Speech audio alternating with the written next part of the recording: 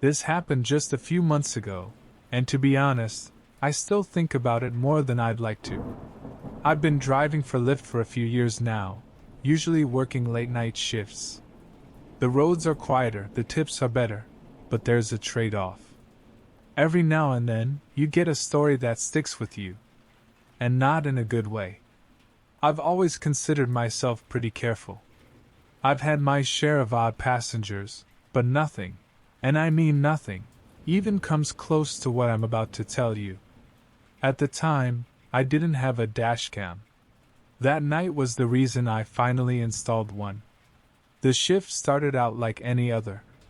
Just me, my 2005 Volvo, a little beat up, but reliable as hell, and the occasional weird noise it makes. The streets were completely deserted, which, like I said, I preferred. Sometime after 2 a.m., I got a ride request from a nearby convenience store. Seemed harmless enough. But as soon as I accepted it, I got this weird feeling in my gut. You ever get that feeling, like something's off, but you can't explain why? Yeah. That's exactly what hit me as I pulled up. Before I even saw the guy, I realized why I was getting that feeling.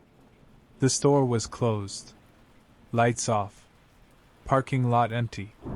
As I got closer, I finally spotted him. I slowed down on purpose to get a better look. He was pacing outside the store, shifting on his feet like he couldn't stand still. He was wearing a ratty old hoodie, one that looked like it hadn't been washed in years. No exaggeration, there was a hole in the sleeve. The way he moved, jittery, restless, made me think he was on something. But what unsettled me the most was how he kept glancing over his shoulder, like he was convinced someone was following him. I should have just driven away.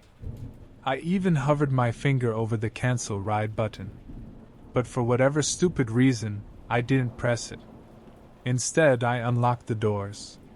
Without a word, he slid into the back seat, and the second I took my foot off the brake, I regretted it. Most people either scroll through their phones or stare out the window. Not him. He just sat there, completely still, staring at me through the rearview mirror.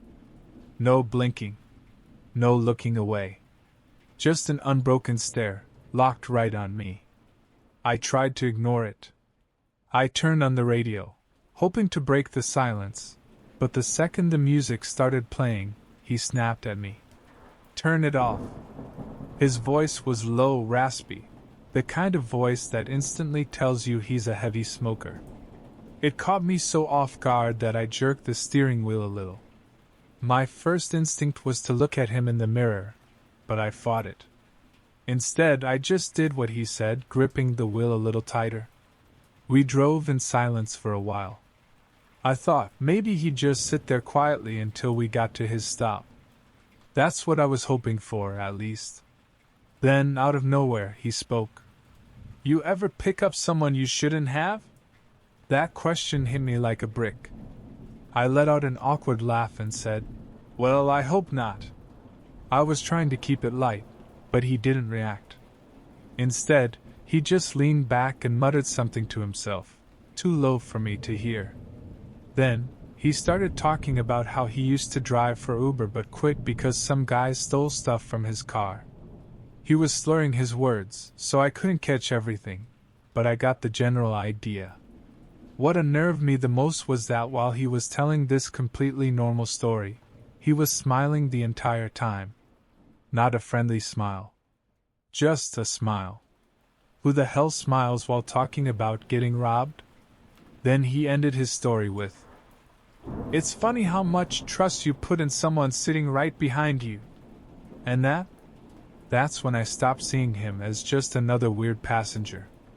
That's when I started seeing him as a threat. I felt my pulse speed up. My hands were tight on the wheel. I kept my focus on the GPS, watching the destination like it was the only thing keeping me safe. But the guy didn't stop talking. His words were starting to make less and less sense, but some of it was unsettling. At one point, he started apologizing to someone, not me, but someone else. Someone who wasn't there.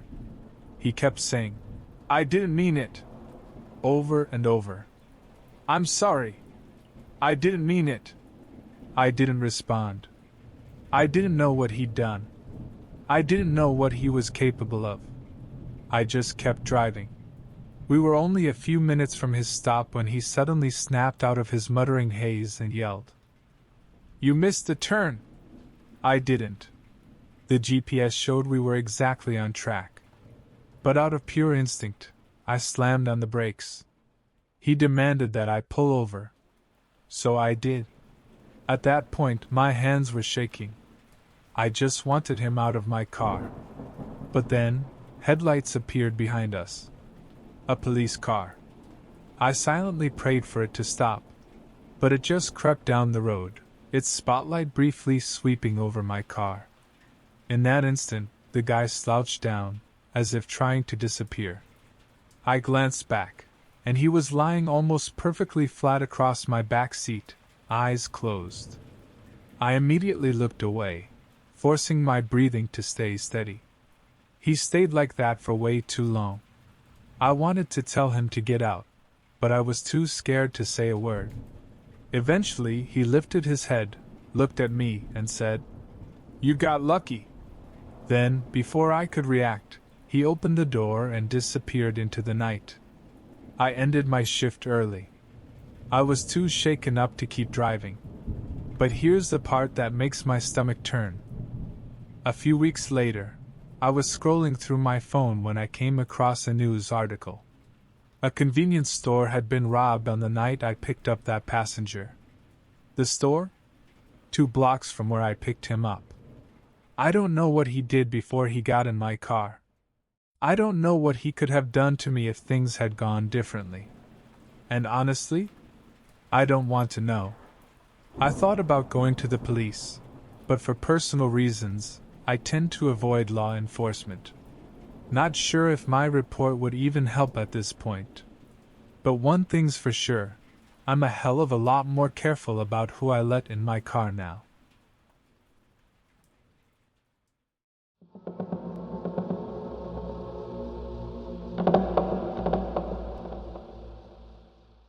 I used to live in the city. For most of my life, that fast-paced, urban lifestyle was exactly what I wanted. It was what I had always envisioned for myself. But after a traumatizing experience, everything changed. Suddenly, I couldn't stand even the smallest sounds. It wasn't just that I didn't like noise anymore, I hated it. Every honking car, slamming door, or raised voice sent a jolt straight through my nerves. My psychiatrist diagnosed me with phonophobia, an extreme sensitivity to sound. The best way I can describe it? You know that pins and needles feeling when your foot falls asleep? Imagine that, but in your chest, a constant, suffocating sensation, like my body was bracing for something that was never actually coming. I knew I couldn't keep living like that. So about 3 years ago, I found a cabin buried deep in the Pacific Northwest. I won't say exactly where, you'll understand why soon enough, but it was somewhere in Oregon. It seemed perfect. No traffic, barely any cell service, and only a few scattered neighbors. But what truly sold me on it? The silence. For the first time in months, I thought I might actually feel safe again. The cabin was small but sturdy, exactly as described in the listing. Thick wooden beams, a stone fireplace, the kind of place that looked like it had been built to last. The moment I stepped inside, I was greeted by a mix of pine and old books, that earthy, almost nostalgic scent you get in those old cabin-style bed and breakfasts. The closest neighbor was about a 10-minute walk down a narrow dirt path. I didn't meet her right away, though. For the first few days, I just soaked in the quiet. No sirens. No car horns. Just the wind rustling through the trees. It felt like the whole world had pressed pause. Like, for the first time in a long time, I could finally breathe again. I worked remotely, so there wasn't much reason to connect with the outside world beyond my laptop. About a week in, there was a knock at the door. The cabin didn't have a doorbell, so knocks were something I knew I'd have to get used to. I figured it was my neighbor, and I was right. She was an older woman, standing on my porch with a basket of preserves, looking like she'd stepped straight out of a Hallmark movie. She introduced herself as Michelle and explained that she lived 10 minutes down the trail, which didn't sound too far, but out in those dense woods, you could get turned around just looking for firewood. She was probably in her late 60s, with long, gray hair and piercing blue eyes that made it feel like she could see right through you. She wasn't exactly rude, but she had a bluntness about her. After welcoming me to the area, she pushed the basket toward me, practically forcing me to take it. I grabbed it out of instinct, but the whole exchange felt strange. I thanked her, and she just stared at me, like she was waiting for me to say something else. I wasn't sure what she wanted, so I just smiled. That's when she finally spoke again. And what she said? I'll never forget it. Always keep your lanterns full, your windows shut tight, and your wits sharper than your axe. It wasn't normal advice. It sounded like a warning. I gave a quick nod, forced a smile, and stepped back inside, shutting the door behind me. Then I stood there in silence, waiting to hear her footsteps fade. For 45 seconds she didn't move. That was probably the strangest part of the whole interaction. Despite the weird vibe, I told myself she was probably just a little reclusive. Maybe she didn't interact with many people. She seemed like the type who'd help you if you asked but wouldn't go out of her way to be friendly. I decided it was nice to know someone was nearby, even if I had no intention of getting close to her. I never even looked in the basket. Just set it down in the living room and forgot about it. That night, there was a thunderstorm, rare for Oregon, but not unheard of. I lit some candles, curled up with a book, and actually found myself enjoying the storm. For the first time in a while, I realized something. I wasn't afraid of natural sounds. The wind, the rain, the distant thunder, it was soothing. But of course, that peaceful feeling didn't last. A few hours into the storm, I heard a knock at the door. No banging. Loud. Relentless. Like whoever it was didn't care that it was pouring outside. My chest tightened, and that horrible pins and needles sensation kicked in. I grabbed my flashlight and hesitated before checking the window. It was Michelle. She was soaked to the bone, gripping a flashlight in her hands. I opened the door, but before I could say anything, she blurted out, "I saw someone near your woodpile. Thought you should know." I froze. She looked genuinely nervous, her eyes flicking toward the woods like she expected someone to come out at any second. I stepped onto the porch, shining my flashlight into the rain, but all I saw were trees. I asked if she was sure, and she nodded. Then, without another word, she turned and walked away, heading back into the woods alone. I watched until the glow of her flashlight disappeared. And the second I shut the door, I realized her story didn't make sense. If her house was 10 minutes away, how could she see my woodpile? The only way she would have known someone was there was if she was already on my property. So why the hell was she snooping around my cabin in the middle of a thunderstorm? I locked up every door and window, then sat in silence, listening. Eventually, the storm died down. Hours passed. I was just about to let my guard down when I heard a branch snap, just outside my bedroom window. I froze. Slowly, I crept toward the window. At first, I saw nothing. Then I spotted her. Michelle. Standing at the edge of the woods, facing away from my cabin. I could tell it was her because of her long, wild hair. I ducked below the window before she could turn around. I waited. and when I peeked again, she was gone. At that point, I had no idea what to think. But one thing was clear, she wasn't just a weird old woman. I didn't sleep that night. And if you think that was bad, it was only the beginning.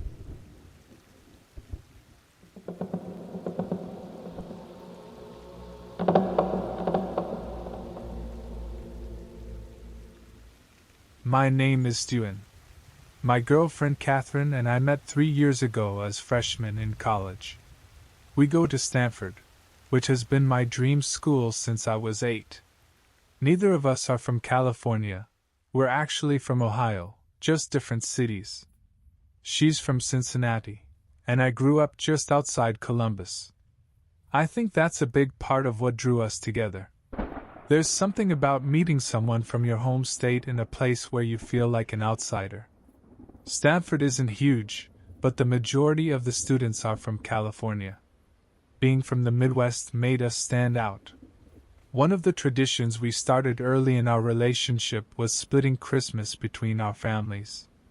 My relatives love Catherine, so having her around during the holidays became expected. Since her house is only a 2-hour drive from mine, we made a plan. We'd spend Christmas Eve with my family, then drive through the night to her house for Christmas morning. Until I met her, I didn't realize most people celebrate Christmas Day, not Christmas Eve night like my family does. Oddly enough, my favorite part of the holiday isn't Christmas Eve or Christmas Day.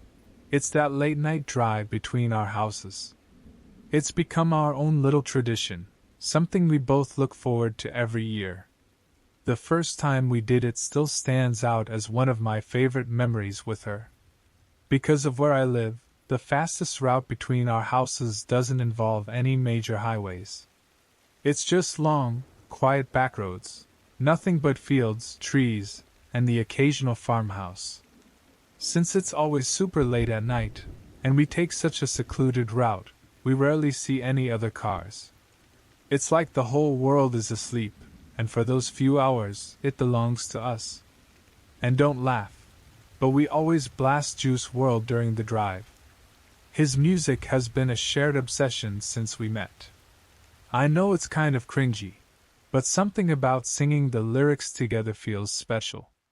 It's like we're completely in sync. This past Christmas Eve started just like any other. After a wholesome night with my extended family, we packed up my car around midnight and hit the road. The snow was falling lightly, the roads were empty, and everything felt perfect. But that all changed in an instant. What I'm about to tell you is still one of the most unsettling experiences of my life. Probably the most unsettling. I was driving along when the music was suddenly interrupted. My phone was ringing. I glanced down, a little annoyed. Who the hell was calling me this late? Unknown number. Without thinking, I ignored it. Probably just another scam call. They're nonstop these days.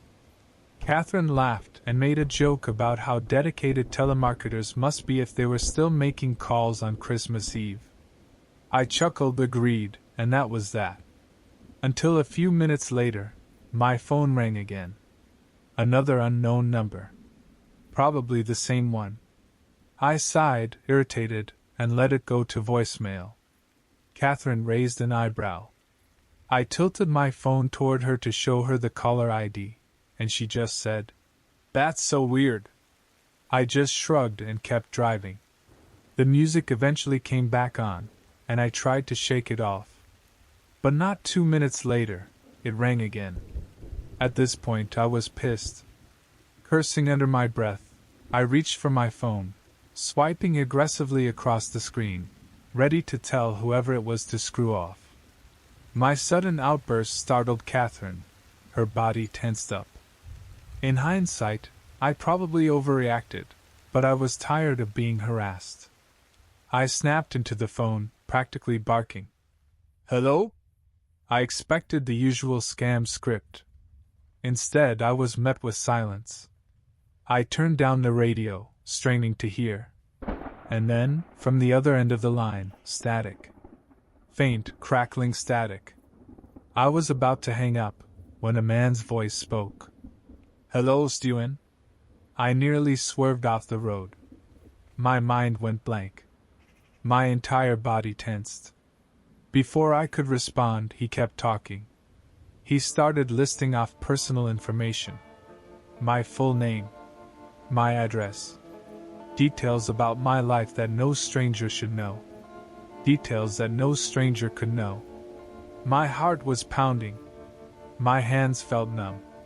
I wanted to pull over, but I kept driving, like I was in some kind of trance. I thought about yelling at him, demanding answers, but I knew anger wouldn't help here. After a long, horrible pause, I finally forced myself to speak. I kept my voice steady, masking my fear. "What do you want?" There was another pause.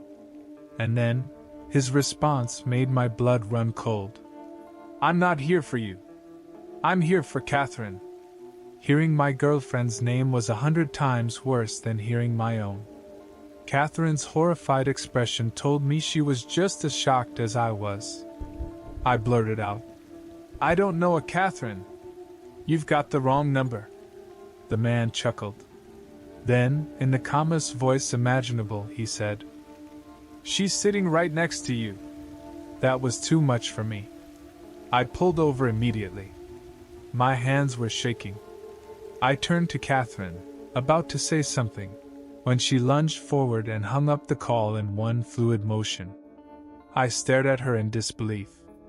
"Why would you hang up on someone making personal threats against us?" She just sat there, wide-eyed, unable to speak. I tried calling the number back. Once. Twice. 3 times. But it never went through. Catherine finally whispered, "Just drive." I asked her why she hung up, but she just said she was scared. I wanted to argue, but I knew now wasn't the time. The rest of the drive was silent. No music. No talking. Just the sound of my heart pounding in my ears. I still don't have answers. Neither of our families were responsible. We asked. Catherine swears she doesn't know anything. So that means the man on the other end of the phone had sinister intentions.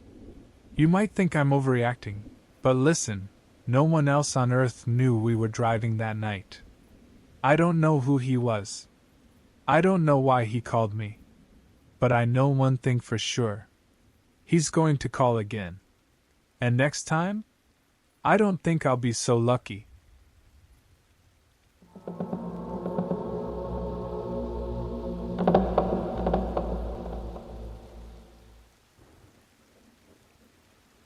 I know a lot of people out there are skeptics, atheists, whatever.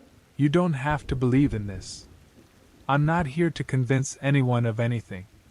I'm just sharing what happened to me. Maybe there's a rational explanation for it all. Maybe there isn't. Either way, here's my story. The setup.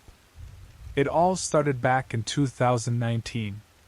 I was 18, fresh out of high school, and had just started college in a mid-sized town in the eastern part of France. The program I was in was pretty niche. Not a lot of people studied it, so there were only about 10 of us in my year. I ended up getting close with 2 guys right away. One was a year older than me, the other a few years older. Let's call them Alex, 19, and Sam, 23. We clicked almost instantly. It felt like we'd known each other for years, even though we'd only been hanging out for a few weeks. We talked about everything. Philosophy, life, death, the weird stuff people don't usually bring up in casual conversation. And before long, the topic of the paranormal came up. I didn't grow up in a religious family. If anything, my parents leaned toward atheism. But that never really sat right with me. I was curious about the unknown, always had been. I wanted to believe there was something beyond what we could see. Turns out, Alex and Sam were on that same wavelength. Sam, though, was different. He wanted to be seen as, I don't know, enlightened. He talked a lot about shamanism and New Age beliefs, and the way he carried himself made it clear he thought he was ahead of us on some spiritual path. I didn't mind. Back then, I found it impressive. The Ouija board. It was Alex's birthday, and Sam had an idea for a gift. Something we could all mess around with. A Ouija board. That night, we gathered at Alex's place. We set the scene, lights off, shutters closed, candles lit. None of us had ever done anything like this before, and I won't lie, I was intrigued. Sure, I'd seen plenty of horror movies, but deep down, I figured it wouldn't actually work. Then, almost immediately, the planchette started moving. I froze. So did Alex. Sam, though, he took control. He started asking the usual questions. Who are you? What's your name? Simple stuff. Just to be clear, we weren't messing around. We weren't laughing, joking, or doing it just for fun. We took it seriously. We were respectful. At first, I was skeptical. I figured it had to be one of us moving it subconsciously. I even said it out loud, something about ideomotor reflex, how our brains can influence small movements without us realizing it. Sam didn't argue. Instead, he had an idea. Take your fingers off, he told me. Ask it something only you would know. I shrugged, figured it wouldn't hurt. I let go and, without thinking, asked to speak to someone from my family. The planchette started moving immediately. It spelled out a name. Letter by letter, it formed something that made my blood run cold. My grandfather's name. He had passed away 2 years earlier. I had never mentioned him to Alex or Sam. My heart pounded in my chest. I needed to be sure. I started asking question after question, specific ones, details that neither of them could possibly know. And every single answer was right. I was shaken. We ended the session soon after, and I don't know if it was adrenaline or what, but the second we put the board away, I felt like I'd been drained. My whole body was exhausted. I went home that night and slept harder than I had in months. At first, I thought that was it. A weird, unexplainable experience. But we kept doing sessions, and as time went on, something started to change. The answers got darker. More cynical. More mocking. I started getting the feeling that maybe we weren't talking to who we thought we were. Something was wrong. After every session, I felt off. Once, after we finished, I got this awful, crushing feeling in my chest, so bad I nearly threw up. I couldn't explain it. I started getting irritated, snapping at my friends over nothing. Then one day, Sam pulled me aside. He looked genuinely upset. Do you even remember what you said to me the other day? I had no idea what he was talking about. He told me that in class, I had spoken to him in this cold, cruel way, something I would never say. He said I had looked him in the eye and said something that genuinely hurt him. I didn't remember a damn thing. I started having mood swings. People around me noticed. They kept asking what was wrong, why I was acting so differently. At first, I thought maybe it was just the stress of school, the pressure of everything. But the more I thought about it, the more I realized. Maybe it wasn't. Things started getting weird, really weird. Even if you don't believe in the supernatural, when strange things start happening around you, it gets under your skin. You start double-checking dark corners, hesitating before stepping into empty rooms. You tell yourself it's nothing, just your mind playing tricks on you. But you think about it. For about 2 years, the weirdness came and went in waves. Sometimes it was intense, other times it faded into the background, almost like it had lost interest in me. But there were things, external things, that I still can't explain. The things I can't explain. I'll just lay them out here. bullet point style. Because honestly, if I try to rationalize them, I'll start questioning my own sanity. The knocking in my walls. We had a session at my place once. This time, Sam asked for a physical sign that something was there with us. The second he did, we heard knocking, different intensities, coming from my wall. Problem was, that wall didn't connect to another apartment. No pipes inside. Just solid wall. The candle incident. Another time, during a session, we asked some question.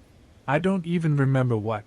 But the response that came through the board was death. The second that word was spelled out, the candle on the table flickered and went out. We all just stared at it. Session ended, and guess what? The damn thing relit itself. Sam filmed it. I don't talk to him anymore, but if he never deleted it, that video is still out there somewhere. The shadow figures. This wasn't just during sessions.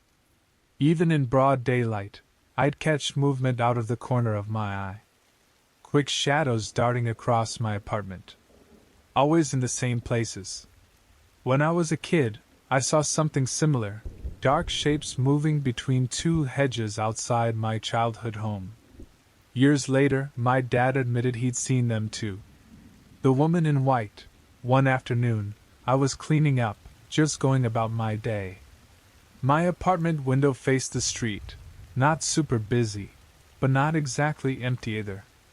I happened to glance outside and saw a woman, all in white, just staring at me. Half a second later she was gone. The Hat Man.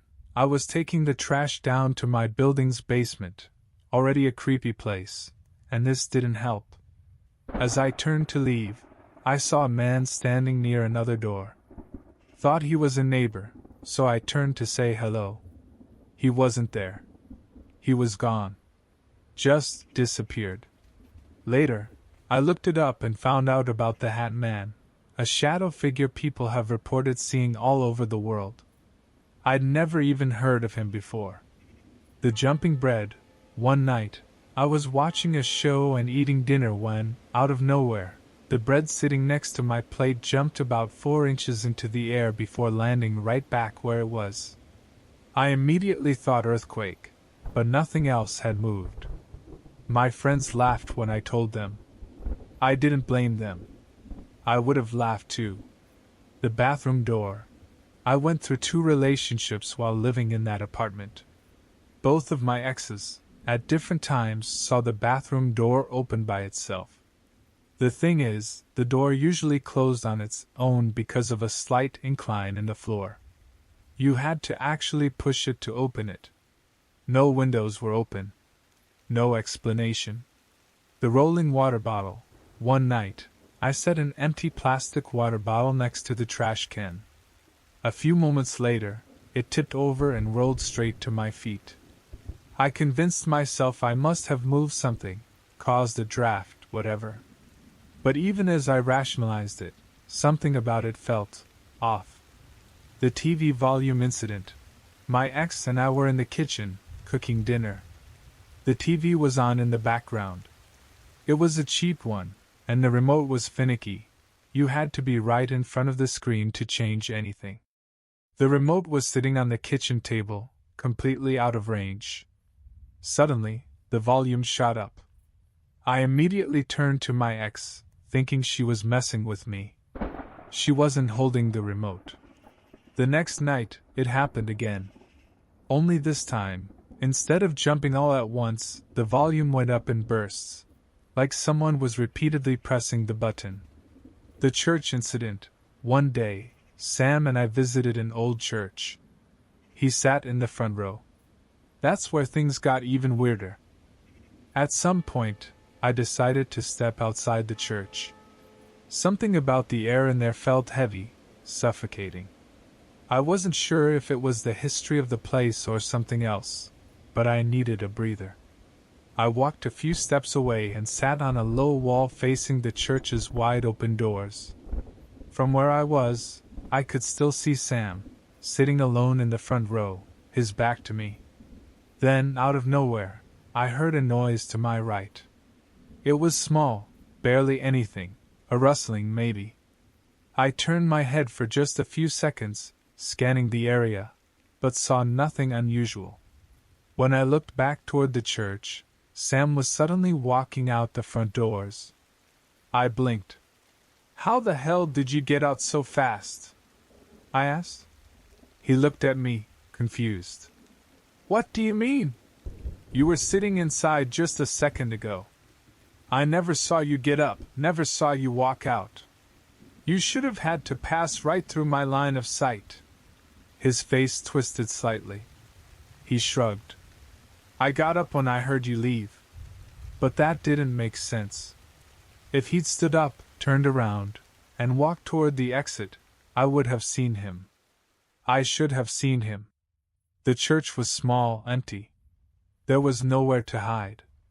And yet, somehow, he had gone from sitting in the front row to standing outside in front of me, without me ever seeing him move.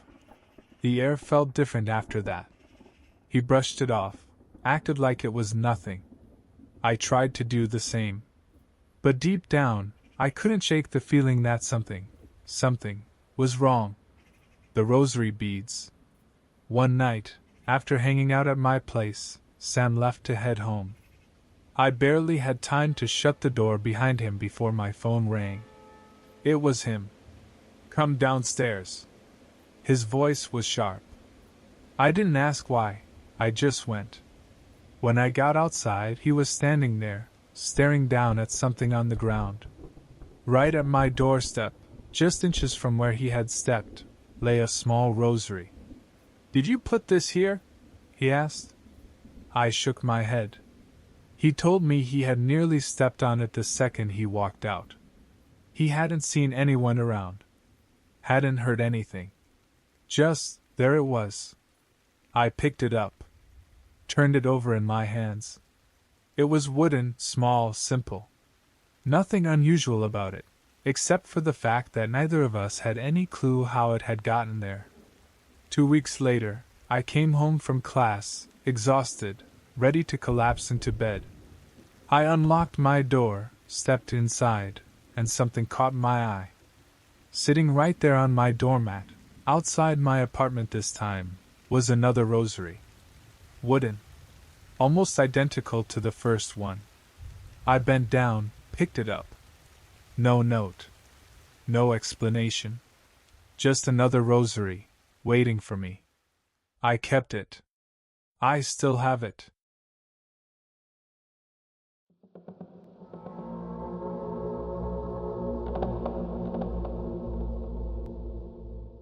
The abandoned house. This happened when I was around 17. I was out skateboarding down the long country roads near my house, something I did almost every day. There was this old shack I'd pass by every time, a little white shotgun-style house with faded blue trim. It looked completely abandoned, swallowed up by overgrown grass and weeds. One afternoon, curiosity got the best of me. I rolled up to the house, set my skateboard down, and pushed my way through the thick grass. As I got closer, something in the air shifted. It was subtle at first, just a feeling, but the closer I got, the stronger it became. Something wasn't right. Instead of going straight through the front door, I decided to walk around the side. That's when I realized this place was bigger than it looked. From the road, it seemed like a tiny house, but as I made my way around, I saw it had an extension, an entire extra section tacked onto the side. From the back, it formed an L shape, the shorter part facing the road. I eventually found a way in. The door was blocked by a pile of old, musty clothes, so I had to crawl over them to squeeze inside. The second I got in, I froze.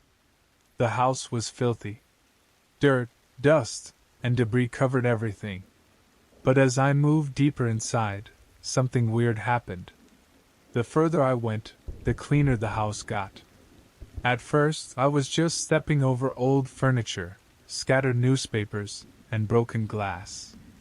But by the time I reached the very back of the house, it felt untouched.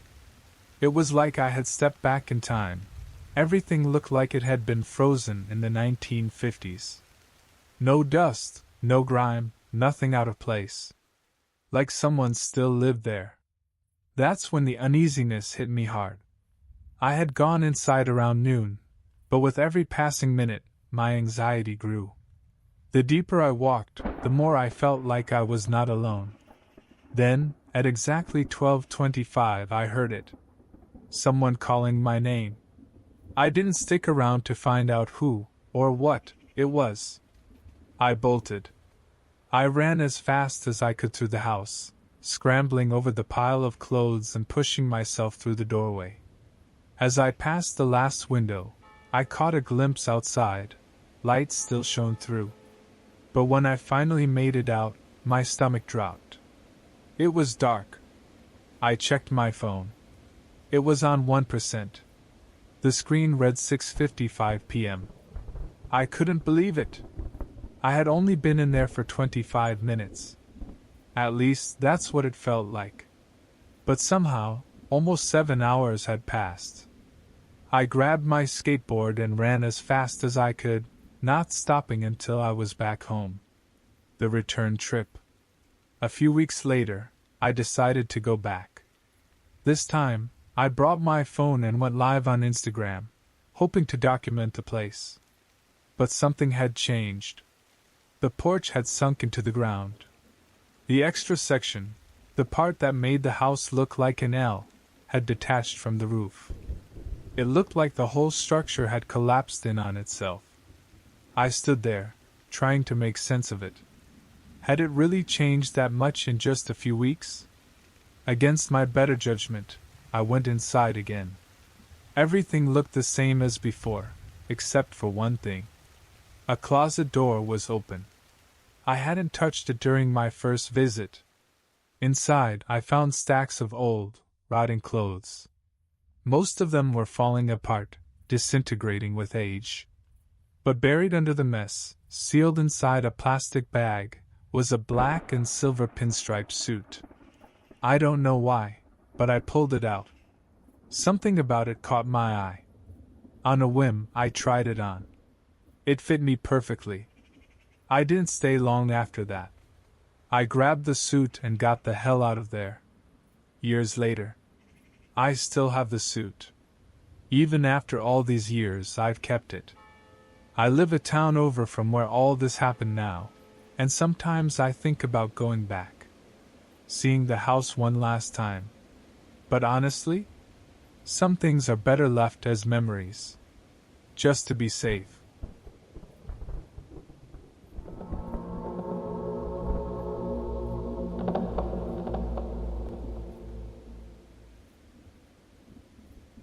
Like the title says, I keep seeing my mom.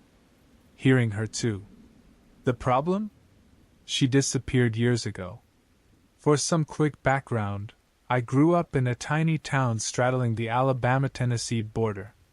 One of those places where everybody knows everybody, and if something happens, the whole town's talking about it within hours.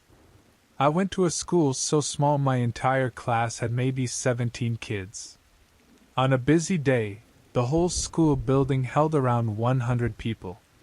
No hospital for miles, barely any police presence. Not that we really needed one. You get the idea? So when my mom, Michelle, disappeared, it wasn't just a family tragedy. It was the event. The kind of thing folks whispered about in the diner, in the church pews, in checkout lines at the grocery store. I was 12. It happened right after Christmas break. I'd just gotten my first phone for Christmas, couldn't stop showing it off to my friends. Life felt normal, maybe even good. Then, one night in the middle of January, my mom was just gone. I know what you're thinking, people don't just disappear. But that's exactly what happened. That night, my siblings and I went to bed like always. Mom and Dad were downstairs watching TV when I fell asleep. Next thing I knew, my dad was shaking me awake, panic in his eyes, asking if I'd seen my mom. I hadn't. I barely understood what was happening at first. But within minutes, reality set in. She was gone. Vanished. For the next 2 weeks, the entire town turned into a search party. Our tiny police force gathered up as many volunteers and service dogs as they could, scouring every inch of land, knocking on doors, begging for any leads. They tore through the woods, flipped over every rock, checked every back road. Nothing. I'll never forget what those nights did to my dad. He didn't sleep. I can't even remember seeing him eat. He was hardly ever home, and when he was, he spent most of his time barking into the phone, demanding the cops go over the same areas again and again. But no matter how hard we searched, we never found a single trace of her. It was like she had just disappeared into thin air. And from that moment on, my world was never the same. School turned into a war zone. People talked. I could hear them whispering. That poor girl. I wouldn't even know what to say to her. My so-called friends started walking on eggshells around me until eventually, they just stopped talking to me altogether. I started lashing out, pushing people away before they had the chance to pity me. Before long, it was just me, my siblings, and my dad. Not that we were much of a family anymore. My little brother, Jake, completely shut down. He barely spoke, only nodding or shaking his head. My older sister, Olivia, did the opposite, constantly angry, constantly yelling, and if she wasn't screaming, she was crying. But my dad, he took the worst hit of all. He loved my mom more than anything. Would have laid down his life for her in a heartbeat. And yet, somehow, he held it together for us. He let us cry, let us yell at him, let us fall apart however we needed to. He even got Jake a notepad so he could write things down instead of talking. I still don't know how he managed to put on a strong face when he was so clearly falling apart. A few months later, we had to move. Dad couldn't afford the house anymore. We downsized, relocating to eastern Tennessee. New town, new school, new people I had no interest in meeting. I never bothered making friends. Neither did Jake. Not that he ever spoke in class to begin with. Olivia, though, she adjusted pretty fast. Made friends, kept busy. That was 5 years ago. I'm 17 now. Olivia's off at college back in Alabama. Jake still barely talks, but at least I see him smile sometimes. Dad? He's not okay. I never bring up how much he drinks, or how often he goes outside for fresh air. He smokes. But we all pretend I don't know that. As for me, I guess I've gotten better. Graduation is just a few months away. And that pretty much brings us to today. I woke up in the middle of the night to a loud, violent banging on my window. My heart nearly shot out of my chest. Yanking back the curtains, I came face to face with something I'll never forget. Out in the backyard, just a few yards from my window, standing right at the edge of the woods, was a twisted, broken mess of limbs. It looked like it had been ripped apart by an animal, something big, maybe a bear. Its arms and legs were bent all wrong, like they'd been snapped and rearranged in the most unnatural way. I don't know if there was blood, I couldn't tell. I didn't stick around to find out. I bolted out of my room, my feet barely touching the floor as I sprinted down the hall. Nearly busted down my dad's bedroom door. "Dad!" I gasped, struggling to catch my breath. "There's something outside. Get your damn gun!" By then, he was wide awake, sitting up in bed with a concerned, groggy look. "What are you talking about, sweetheart?" "There's something outside." I could barely get the words out. All right, hold on." He pulled himself out of bed and followed me down the hall.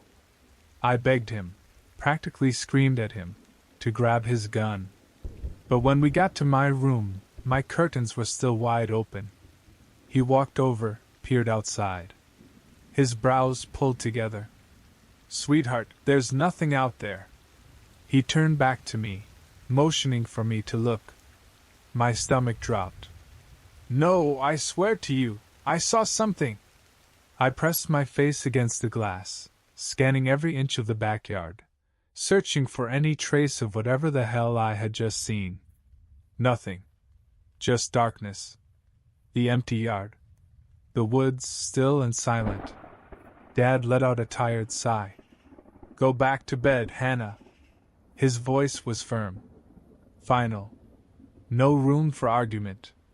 Then, just like that, he walked off, clearly irritated that I dragged him out of bed over what he probably thought was a bad dream. But I knew what I saw. And after that night, my life started unraveling. At first, it was small, waking up to faint tapping at my window, feeling like I was being watched. I started getting paranoid, constantly looking over my shoulder. It got worse. The tapping turned to knocking, then pounding. And that feeling, that horrible, suffocating feeling of eyes on me, wouldn't go away, even when I was sure I was alone. Then, a few nights ago, everything took a turn. For the first time in days, I hadn't heard any knocking, and I started hoping, praying, that maybe it was over. Then, Tuesday night, I woke up to a soft tap on the glass. I rolled over, ignored it. A few minutes passed. Another tap. I squeezed my eyes shut, willing it to stop. Maybe if I ignored it, whatever it was would just go away. But it didn't. It kept up, every few minutes, another tap breaking the silence. Then, right as I was about to lose my mind, I heard it. My mother's voice. Soft. A whisper. I shot upright in bed, my whole body locking up. I knew that voice. Even after all these years, I'd never forget it. I jumped out of bed and rushed to the window, slamming my hands against the glass, my eyes scanning the dark. Nothing. Nobody was out there. My head spun. My hands shook. But I knew what I had heard. I didn't sleep that night. Every now and then, a soft humming drifted through the night air. My mother's humming. It's been like this for days now. That brings me to this morning. I didn't go to school today. Didn't even pretend to be sick, just stayed home. When my dad came into my room, I told him everything. He lost it. Said I was pulling some sick joke. Told me we'd talk when he got home. But this isn't a joke. I know what I heard. I know my mother's voice. If anybody out there has answers, anything, I need to know. Please. I don't know what to do.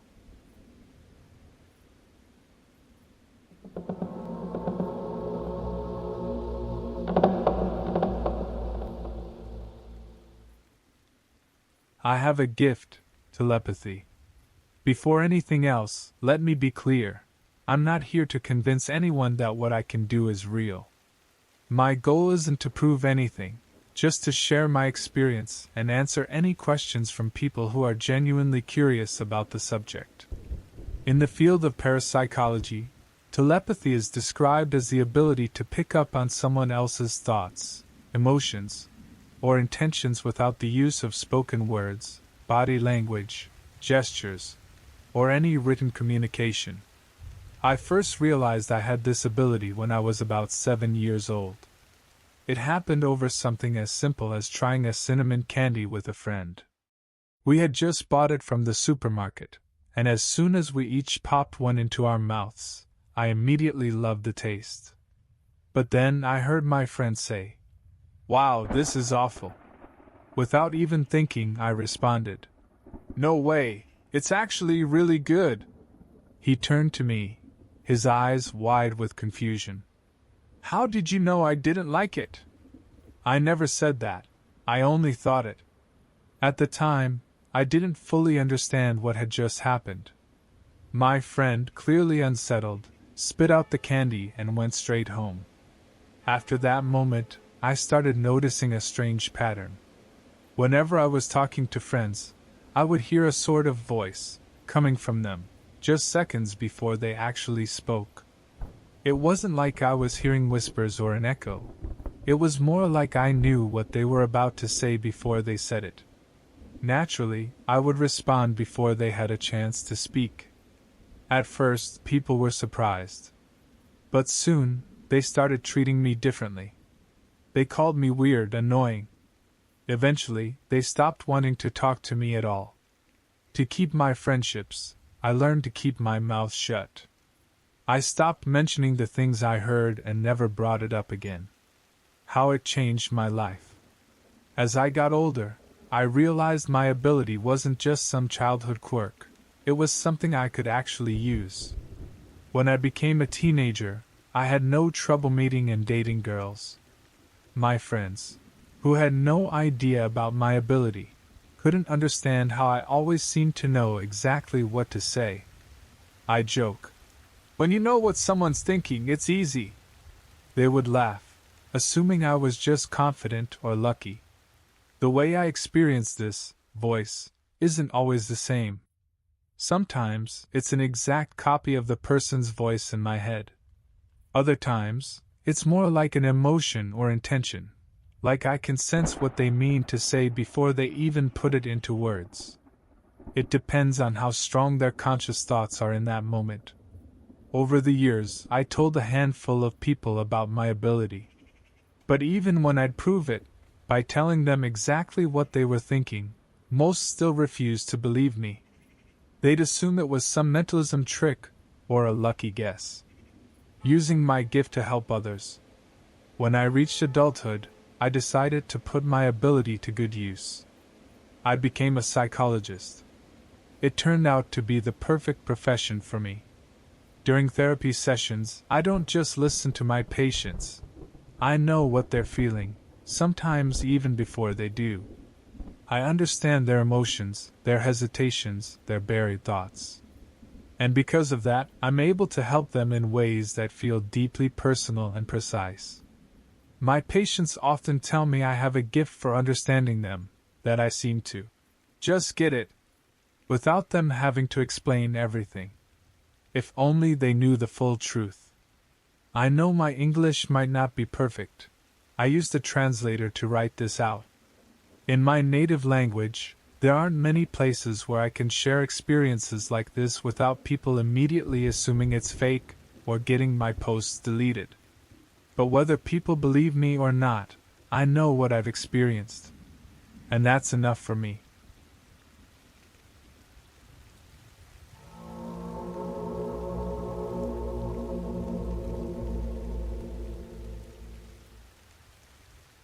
A terrifying encounter as a teenager.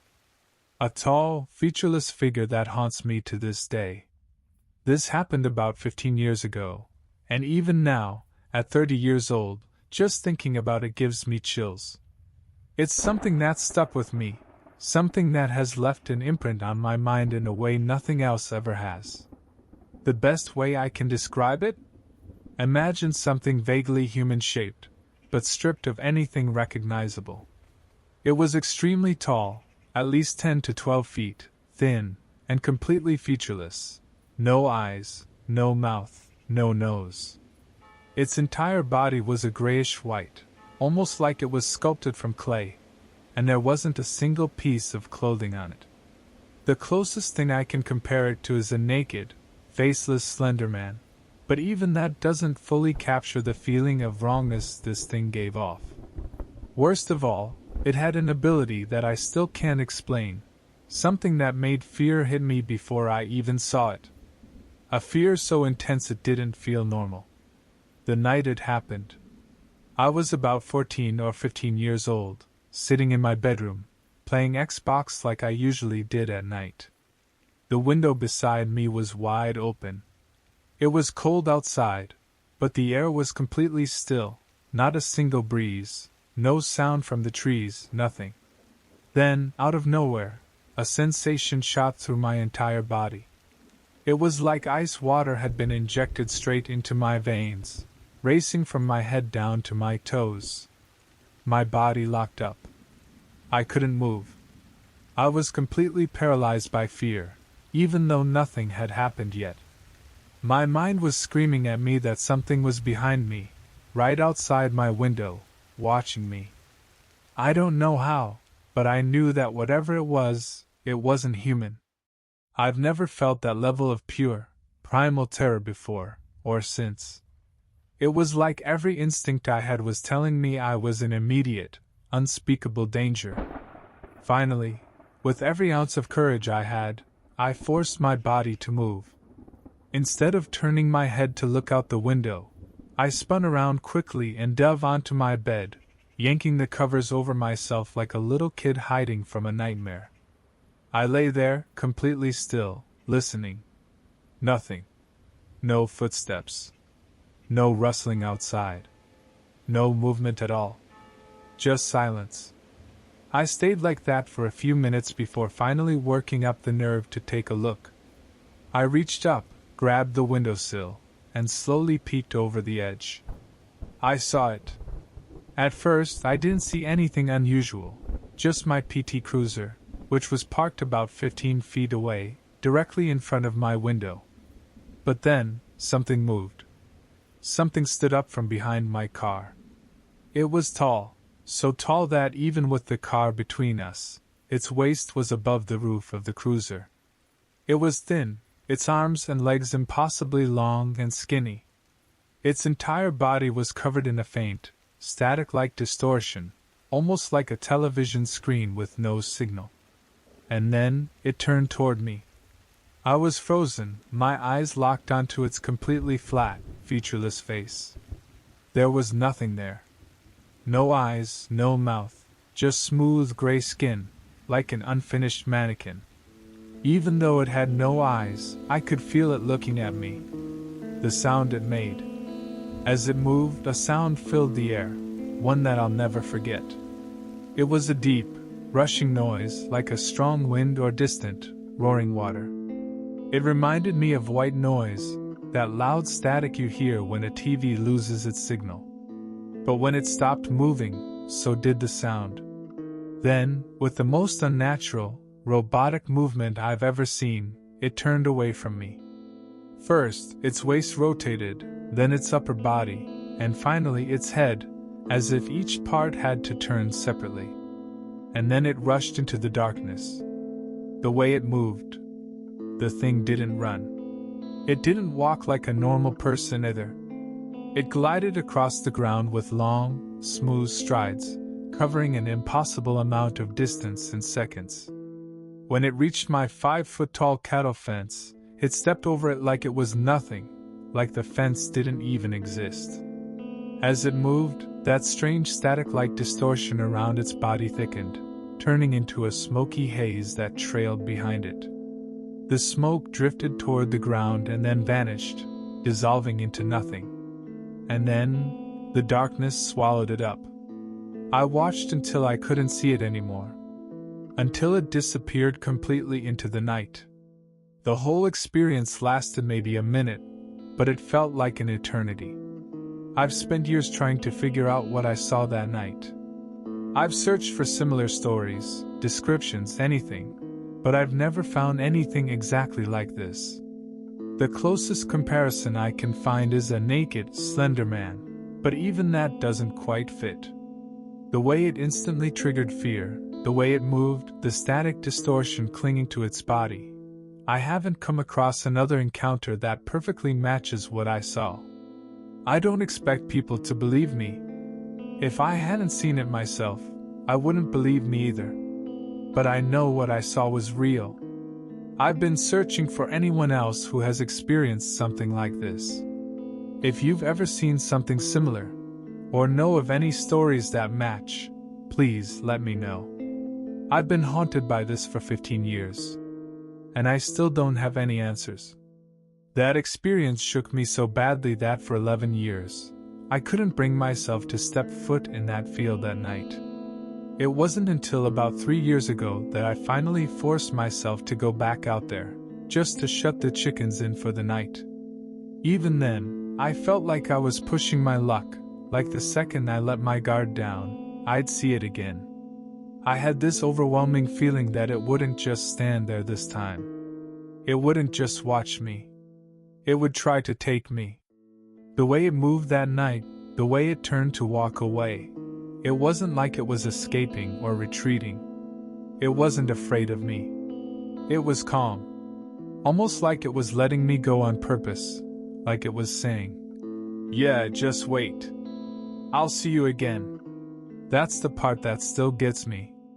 It wasn't running away. It was waiting. Even thinking about it now makes my skin crawl. I know how insane this all sounds, but the thing is, it really happened. It's the kind of thing that messes with your head. If that was real, then what isn't? The whole thing feels like something ripped straight out of Donnie Darko, just completely surreal, totally beyond what's supposed to be possible. But it was real. And that's what makes it so terrifying.